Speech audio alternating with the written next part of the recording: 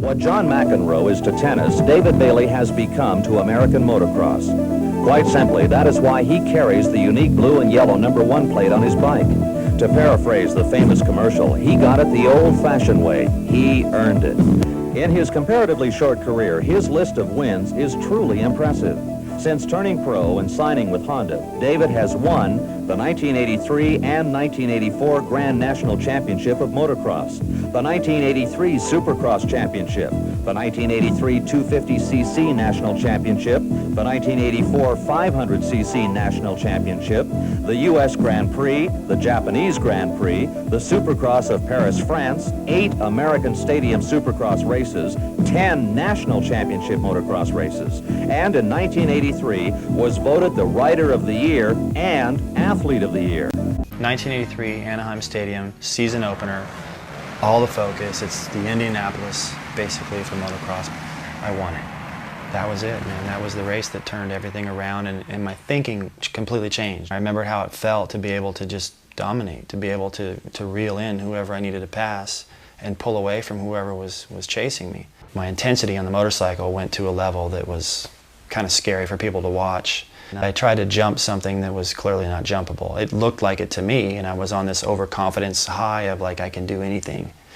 And I came up a little short, and I think the bars got jerked out of my hands. That's the last thing I remember. I was knocked out briefly. And I wake up in intensive care. I'm starting to think, well, maybe I'm going to miss the first race. My doctor, Dr. Wilmot, came in and just said, you know, what's this I'm hearing about you, like wanting to know when you can get up and exercise and get on with your life. What are you talking about? And I'm like, where do we go from here? I don't understand. And he's just looking at me like, you know, just stunned. Like, why are you not understanding this? He finally just said, you are not going to be able to walk ever again. And it was just like, oh, you're kidding me. Okay, that guy's full of crap. I'm still gonna get better, you know. He's just telling me the worst case scenario. The really low point, I had felt like, you know what? I don't want to live anymore. This is just stupid, you know. What good am I going to be to the kids? What good am I to Gina? What good am I to me?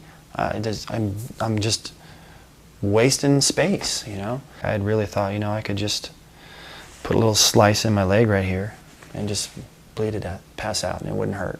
And there's a couple things that bothered me. One was my son growing up and not seeing that. The other was all the fans that I had. They would be so disappointed that it got tough for me and I quit, you know. I never quit a race, and I'm not a quitter, and I quit. And I used that as leverage, like what if they knew this? So I just, right there, that was it. I'm like, okay, I'm gonna live my life as though I got a year to live. And so I started driving, I started painting, I started going back to races. I got in one of these racing wheelchairs. When my wife and I took our honeymoon went to Hawaii, I saw the Ironman. A 2.5-mile swim, a 112-mile bicycle ride through the lava fields on the Big Island of Hawaii. And then you follow that up with a 26.2-mile marathon. I was already a big fan of it and wanted to do the race one day when I was through racing. As I was racing the chair, I started getting fit again. You know, I started thinking that could be done.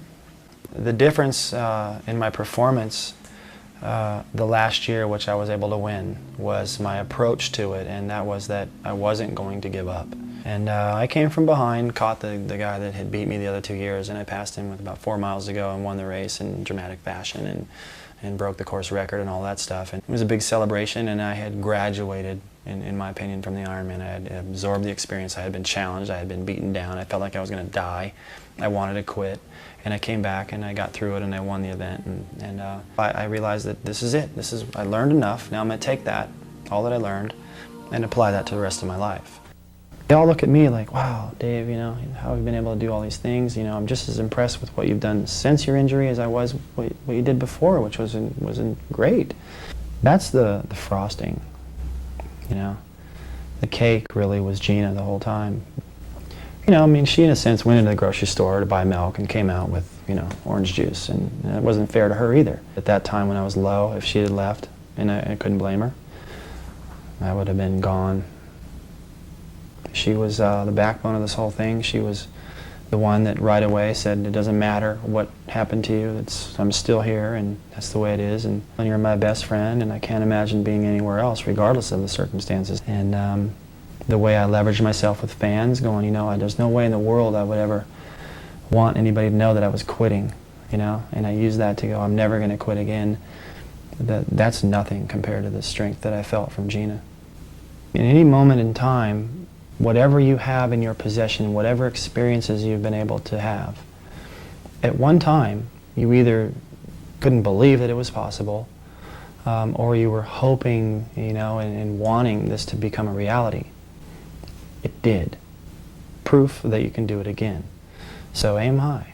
Go out there and be absolutely the best you can be, and don't just exist in an environment.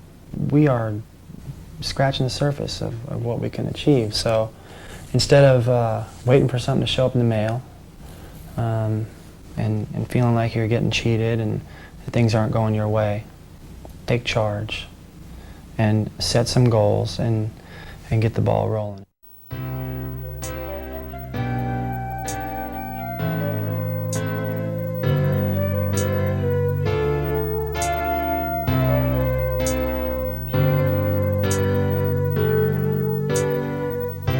It wasn't so long ago you were a dreamer.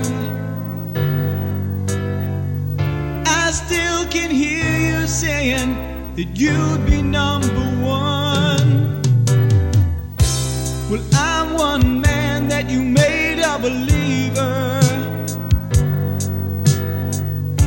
It feels so good to see all the things you've done. Hard work and determination, that's the way you play, for all the world to see. At the top is your destination, going all the way, a champion to be. But watching you ride, oh, watching you ride, I get this feeling deep inside.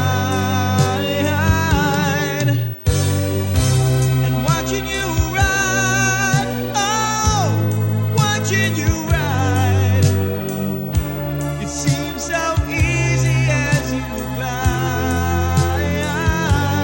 Watching you ride.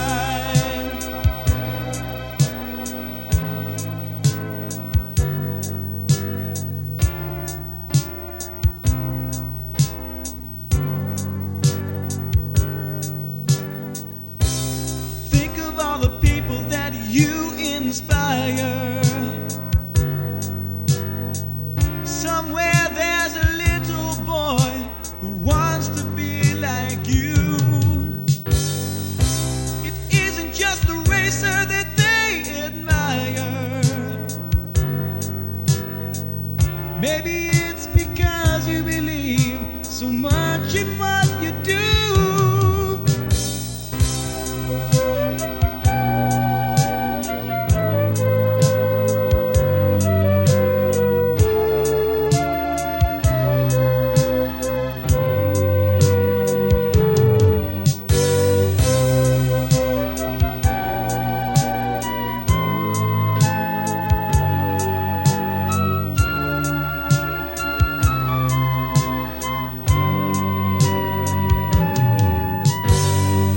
Hard work and determination, that's the way you play, for all the world to see. At the top is your destination, going all the way, a champion to be. Watching you ride, oh, watching you ride, I get this feeling deep inside. And watching you ride, oh, watching you ride, it seems so easy as you glide. And watching